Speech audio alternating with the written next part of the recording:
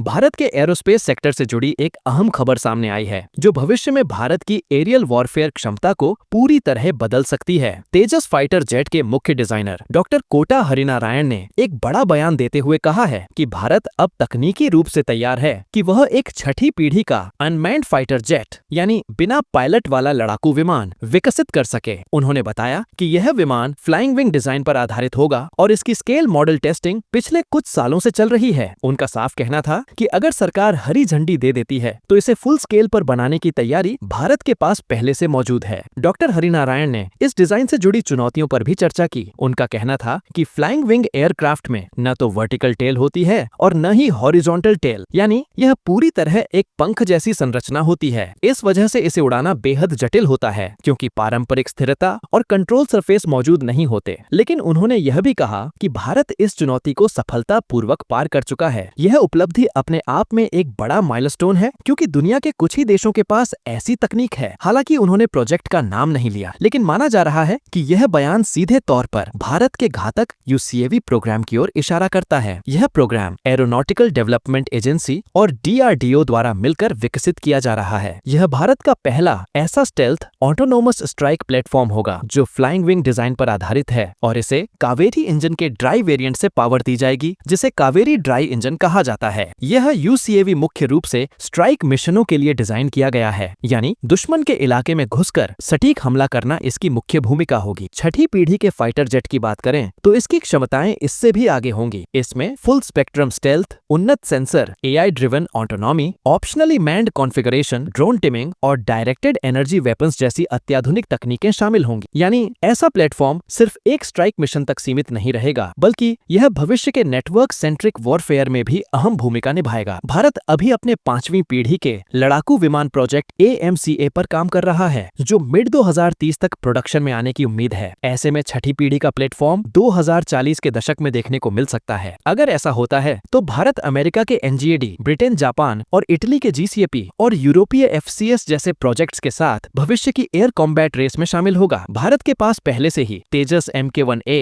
और आने वाले तेजस MK2 जैसे प्रोजेक्ट्स हैं। साथ ही AMCA के बाद यह नई दिशा भारत को एरोस्पेस तकनीक में पूरी तरह आत्मनिर्भर बना सकती है। यह भी ध्यान देने वाली बात है कि भारत ने हाल के वर्षों में कई अन्य प्रोजेक्ट्स पर भी तेजी से काम किया है, जैसे CATS Warrior loyal wingman program, Swift UAV demonstrator और कई हाई एंड मिसाइल सिस्टम। इन सब के अनुभव का फायदा छठी पीढ़ी के प्लेटफॉर्म को मिलेगा। डॉक्टर हरिनारायण का यह बयान साफ संकेत देता है कि भारत अब सिर्फ दुनिया के बड़े एरोस्पेस खिलाड़ियों को पकड़ने की कोशिश नहीं कर रहा, बल्कि कुछ मामलों में उनसे आगे निकलने की क्षमता भी रखता है। अगर सरकार और उद्योग जगत इस पर सही निवेश और प्राथमिकता दें तो 2040 के बाद का दशक भारतीय वायुसेना के लिए पूरी तरह नया युग लेकर आ सकता है। यह भारत को न केवल एशिया में बल्कि दुनिया के चुनिंदा रक्षा तकनीक लीडर्स में शामिल कर देगा।